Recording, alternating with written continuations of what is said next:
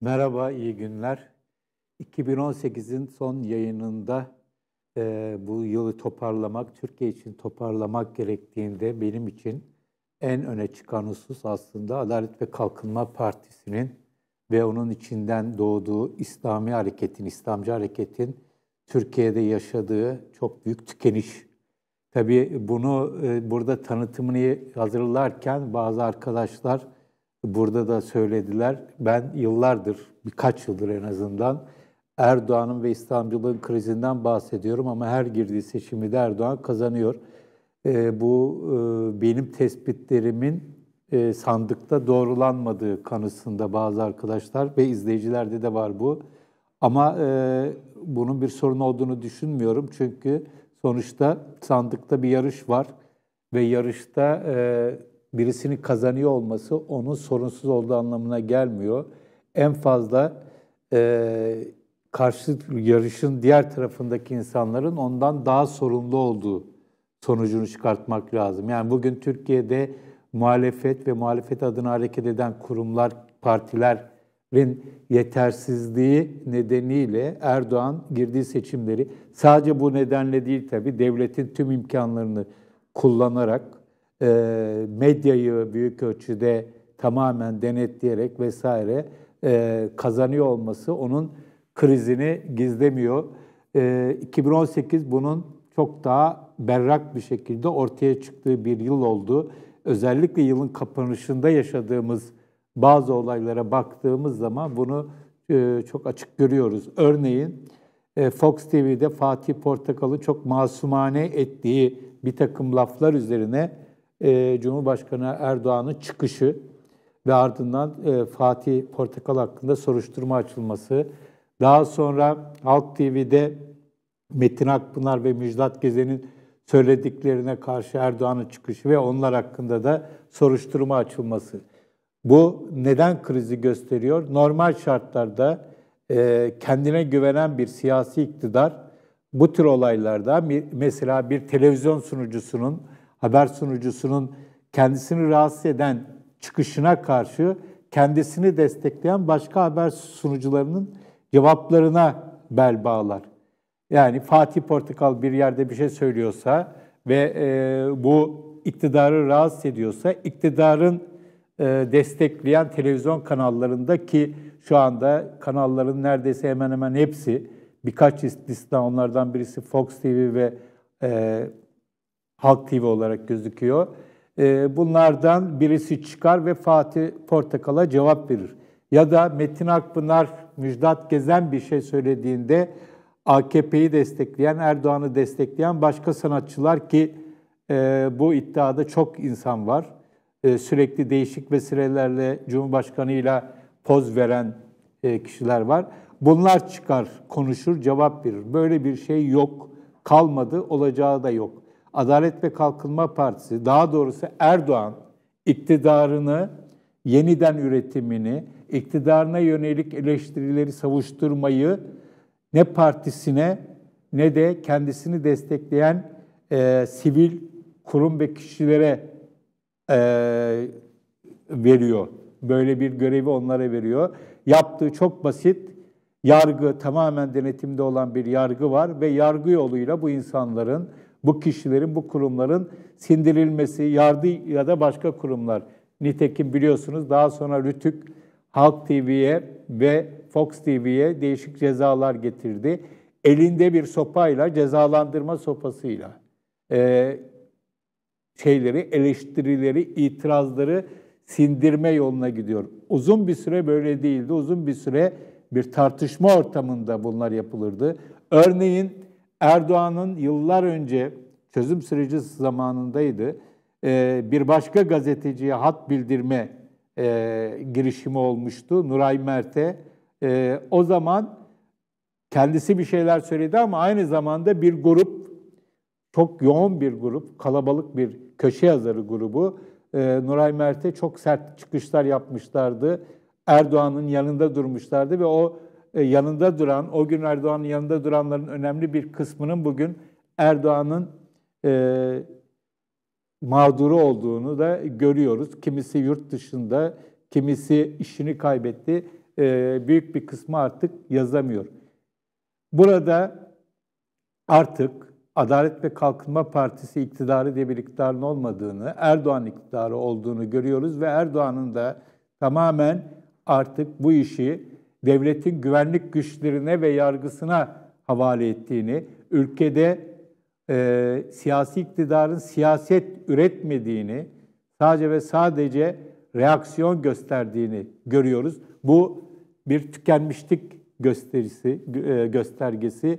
Daha önce gündemi belirleyen bir Erdoğan ve iktidar vardı ve ona yetişmeye çalışan bir muhalefet vardı. Ama özellikle çözüm sürecinin sona erdirildiği andan itibaren artık sürekli savunmada olan ve bir vizyona sahip olan, perspektife sahip olan değil, iktidarını korumaktan başka bir derdi olmayan bir siyasi iktidar ve Erdoğan'la karşı karşıyayız. Adalet ve Kalkınma Partisi'nin tükenişi neden? Çünkü AKP hiçbir yerde yok. Adayları var ama adaylarının hiçbirisinin adı yok. Sesi yok, sesi çıkmıyor. En güçlü adayların dahi örneğin en son Binali Yıldırım olayında olduğu gibi ya da Ankara'da Mehmet Özaseki olayında olduğu gibi hiç kimsenin konuşmadığı, sadece Erdoğan'ın konuştuğu bir ortam var. Adalet ve Kalkınma Partisi'nin KYK'sının sonrasında Sözcü'nün yaptığı haftalık açıklamalar, Ömer Çelik'in yaptığı haftalık açıklamalar dışında AKP adına konuşan kimse yok. Konuşanların da sözlerinin fazla bir değeri yok. Adalet ve Kalkınma Partisi bir aslında ülkeyi tek adam yönetiminin ki bir aile yönetimi şeklinde şirket yönetimi, aile şirket yönetiminde gelişiyor. Bu şirketin şubelerine dönüşmüş bir durumda gündeme müdahil olma anlamında hiçbir iddiaları yok. Böyle bir dertleri de yok. Çünkü her şeyi nasıl olsa Cumhurbaşkanı Erdoğan yapıyor. Ama bu aslında bu hareketin kendi kendini sonuna hazırlamasından başka bir şey değil. Çünkü bu hareket bir İngilizce deyimiyle bir grassroots, kökten gelen bir hareketti. Refah Partisi öyleydi. Refah Partisi'nden kopuşta da yenilikçiler böyle bir harekettiler. Türkiye'de yükselen İslamcılığın içerisinden doğmuş bir hareketti. Ve şimdi ama görüyoruz ki böyle bir taban hareketi olma iddiası yok. Tabanı motive etmede Erdoğan'dan başka bir unsur ortada yok ve bunu olmasına da Erdoğan izin vermiyor. 2018 bu anlamda AKP'nin iyice silikleştiği, AKP yanlılarının, AKP üyelerinin, yöneticilerinin ve yanlılarının iyice değersizleştiği, değerin sadece ve sadece Erdoğan tarafından belirlendiği bir yıl oldu. Daha önceden beri süre giden olayın zirvesi oldu. 2019'un da böyle olacağının işaretlerini en son yerel seçimler öncesinde AKP'nin yaptığı hazırlıklardan görüyoruz. AKP'nin en büyük sorunu, bu iktidarın en büyük sorunlarından birisi tabii ki artık kendi başına yeterli olmayışı ve MHP'ye ihtiyaç duyuyor olması. Bu çok şu anda bu iktidarı sürdürüyor olabilir ama MHP'nin bu kadar hayati bir role sahip olması yarın öbür gün çok AKP ve Erdoğan için çok sakıncalı durumlar doğurabilir. Erdoğan'ın müttefiklerini sonra tasfiye edip, şeytanileştirip, kriminalize edip kendine yeni müttefik bulma geleneğini biliyoruz. Ama şu anda önünde çok fazla böyle bir seçenek kalmadı. İYİ Parti ve belki CHP dışında artık denenmemiş müttefik kalmadı. Bunların olmayacağının garantisi yok özellikle İYİ Parti'nin. Ama şu haliyle tek başına yol alamayan ve tek adam liderliği üzerinden giden, onun dışındaki her unsurun, her kişinin, aktörün sessiz kaldığı, pasifize edildiği bir AKP'nin geleceğinin çok parlak olmadığı muhakkak. AKP'nin üzerinde yükseldiği İslamcılık, yani köken olarak yükseldiği İslamcılık da zaten çok ciddi bir krizi dünyada ve Türkiye'de yaşıyordu. 2018 bunun iyice artık bir tükenişini bize gösterdi. Aslında bitmiş bir olaydan bahsediyoruz. Bunun bitmiş olmasının da en açık kanıtları hala her şeye rağmen İslamcılık yapmak isteyen bir takım kişi ve kurumların siyasi iktidar tarafından tasfiye edilmesi ya da tasfiye edilmeye çalışılması. Bunun bir örneği Furkan Vakfı'ydı, Alparslan Kuytul'du. 2017'den 2018'de devreden bir süreç ki normalde Adana merkezli çok da etkili olmayan bir grubun devletin bu kadar şiddetine maruz kalması, devletin onu bu kadar önemsemesi başlı başına şaşırtıcıydı. Ama bu bize şunu gösterdi ki kendine biat etmeyen, bağlı olmayan kim olursa olsun, hele İslamcıysa buna izin vermiyor siyasi iktidar. Bu sene bunun başka örneklerini gördük, bireysel anlamda örneklerini gördük. En son olay Profesör Mustafa Öztürk'ün başına gelen olaydır. Tefsir profesörü Mustafa Öztürk'ün bir şekilde aforoz edilmeye çalışılması ve onun da illallah deyip ülkeyi terk etme noktasına gelmesi ki burada onu bahsettik. Onun dışında da mesela bir başka Mustafa İslamoğlu ki Mustafa Öztürk'le benzeşen yönlerinden çok ayrılan yönleri vardır ama en büyük benzerliği onun da kendi ayakları üzerinde, hatta Mustafa Öztürk'ten farklı olarak belli bir grup cemaat hareketliliği içerisinde varlığını sürdürmek istemesi, kendini siyasi iktidara tabi kılmaması, ona da yönelik bir takım bastırma, sindirme operasyonları yapılıyor. Bu arada tamamen mütevazi ve hayat süren Atasoy Müftüoğlu gibi bir ismin de sırf siyasi iktidara tabi olmadığı için linç edilmek istendiğini de gördük. Bunların hepsi yapanların, yapmaya çalışanların bir kısmı bir takım cemaatler, iktidarla iyi ilişkiler içerisinde oldukları varsayılan bir takım cemaatler. Ama icrayı yapanların büyük bir kısmının aslında ne Atasoy Müftüoğlu'nu, ne Mustafa İslamoğlu'nu, ne Mustafa Öztürk'ü doğru dürüst bildikleri söylenemeyecek bir takım tetikçiler, öyle söyleyelim. Bu tür olaylar da bize gösteriyor ki artık aslında İslamcılık siyasi iktidarın hoşuna giden bir şey değil.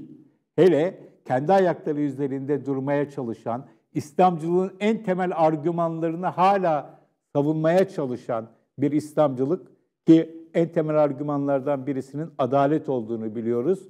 Ve adaletin de AKP iktidarında her ne kadar AKP'nin ilk kelimesi olsa da tamamen bunun uzağında bir yerde olduğunu biliyoruz. Dolayısıyla bunların tasfiyesi söz konusu. Peki İslamcılığın tükenişi AKP'nin İslam'la hiçbir ilişkisi olmadığı anlamına mı geliyor? Hayır, değil. Ama ortada var olan, geçerli olan, sesi çıkan İslam yorumlarının 21. yüzyılla hiçbir alakası olmadığını herkes çok rahat bir şekilde, tarafsız gözlemciler çok rahat bir şekilde söyleyebilir. Şu anda var olan, geçerli olan yorumlar, verilen fetvalara baktığımız zaman özellikle dindar kesimde de çok ciddi rahatsızlıklara yol açan, çok çağ dışı kalmış bir takım perspektiflerin çok kolay dolaşıma girebildiğini ve bunları yayanların önüne herhangi bir engel çıkartılmadığını, tam aksine önlerinin açıldığını görüyoruz. Ama günümüze uygun bir şekilde İslam'ı yorumlamaya çalışan insanların önüne de çok ciddi bir şekilde engeller çıkartıldığını görüyoruz. Suriye olayı başlı başına aslında tükenişin kanıtıdır. Esad'ı devirmek için Türkiye'nin kaderiyle ve Suriye'nin kaderiyle oynamış olan siyasi iktidarın bugün Esad'ın varlığına razı noktasına gelmesi başlı başına aslında bir tükenişin göstergesidir. Tabii ki ellerindeki yayın organları sayesinde her attıkları adımın, yani başlangıçtan bugüne kadarki izlediğimiz bir 180 derece dönüş var. İlginç olan bütün bu adımlarda her atılan adımın o anın en doğru adımı olduğunu iddia eden ve bunu kamuoyuna sunan bir sunma durumu var. Kamuoyunun da özellikle AKP'yi destekleyen kamuoyunun da bundan çok fazla, daha doğrusu AKP demeyelim, Erdoğan'ı destekleyen kamuoyunun da her seferinde buna razı olması durumu var. İşte böyle giden bir olay var. Yani siz şimdi Esad'ı devirmek için her şeyi yaptığınız zaman en doğruyu yapıyorsunuz. Bugün Esad'ın ülkenin büyük ölçüde kontrolünü eline geçirmiş olmasının da hayırlı bir şey olduğunu söyleyebiliyorsunuz ve aynı insanlar size her iki seferde de alkışlıyorlar. Buradaki sorun bu insanların önünde başka seçenekler olmamasıdır. Yani herkes aslında, alkışlayanlar da biliyorlar, yaşanan süreçte yapılan değişikliklerin, atılan geri adımlarının farkındalar. Ama önlerinde başka bir seçenek olmadığını düşündükleri için ya da var olan durumdan daha iyi bir duruma, koşullara sahip olamayacaklarını düşündükleri için her seferinde alkışlıyorlar, destekliyorlar. Buradaki sorun birilerinin kalkıp bu durumdan daha iyi bir durumun olabileceğini bu insanlara, tüm Türkiye'yi anlatabilmesinde, bu sorunların çözülebileceğini tüm insanlara anlatabilmesinde. Bana göre Erdoğan'ın kaderi Kürt sorununu çözme iddiasından vazgeçtiği andan itibaren negatif anlamda değişmeye başladı. Ama baktığımız zaman ana muhalefet partisi ve İYİ Parti'ye baktığımız zaman, muhalefette gözüken hareketlere baktığımız zaman onların Kürt sorunu konusundaki duruşu AKP'den çok da farklı değil. Bir takım nüanslar olabilir. HDP farklı ama HDP de kendini bir alanda sınırlamış bir parti. Dolayısıyla Erdoğan'ın en büyük şansı ne yaparsa yapsın, ne kadar sorun yaşarsa yaşasın, ne kadar kültürel anlamda kendi tabanında bir çölleşme yaşanırsa yaşansın, varlığını sürdürebiliyor olması, çünkü bunun önüne çıkabilecek kimselerin olmaması. Çölleşme derken şöyle toparlayayım, orada çok önemli bir husus var. Kendisinin belli bir seviyeye siyasi iktidar, ülkede kültürel alanda özellikle bunu çok net görüyoruz. Belli bir seviyeye kendi tabanını ya da destekçilerini çıkartamadığı zaman karşı taraftaki insanların seviyesini aşağı indirmeye çalışıyor. Yani kendi çölünü tüm ülkeye yaymaya çalışıyor ve bunu da büyük ölçüde yargıyı kullanarak, maddi imkanları kullanarak, insanları cezalandırarak, önlerini tıkayarak yapıyor. 2018'de bu anlamda bir Karar Gazetesi olayı bunun çarpıcı bir örneğiydi. Bu hareketin içerisinden gelen ama yakın bir zamana kadar Erdoğan'ı ve AKP'yi desteklemiş ama belli bir aşamadan sonra eleştirel bakmaya, mesafeli bakmaya başlamış insanların önünün tıkandığını kendi yaptıkları açıklamayla gördük ve orada daha çok söz konusu olan ekonomik anlamda reklam gelirlerini ne müdahale etme ya da insanların reklam vermelerini, şirketlerin reklam vermelerini engellemeleri söz konusuydu. Kimi durumda gelir kaynaklarının azalması, kimi durumda özgürlüklerinin kısıtlanması, üzerlerine yargının, kimi durumda güvenlik güçlerinin, kimi durumda da maddi imkanların kısıtlanması şeklinde bir mücadele yöntemi var. Bütün bunlar aslında AKP'nin ve Erdoğan'ın, tabii ki Erdoğan'ın eleştirilere karşı sözle cevap verebilme, eleştirilere karşı mücadele edebilme, aynı şekilde mücadele edebilme imkanını artık yitirmiş olduğunu bize gösteriyor. Bir siyasetçinin başına gelebilecek en kötü şey de bence budur. Siz söze karşı yargıyı ve güvenlik güçlerini kullanmaktan başka bir şey yapamazsanız sözünüz tükenmiş demektir ve belli bir aşamadan sonra gerçekten sözü olanlar sizin yerinize alacaktır. 2018 Erdoğan'ın sözünün tükenmiş olduğunu bize gösterdi ama aynı zamanda onun yerine başka sözler üreten kesimlerin, kişilerin olmadığını da gösterdi. Bakalım 2019'da ne olacak? Şu ana kadarki işaretler 2019 konusunda bir değişiklik olacakmış gibi göstermiyor. Ama yine de burası Türkiye, burada her şey mümkün diyelim ve herkese mutlu bir 2019 dileyelim. Evet, söyleyeceklerim bu kadar. İyi günler.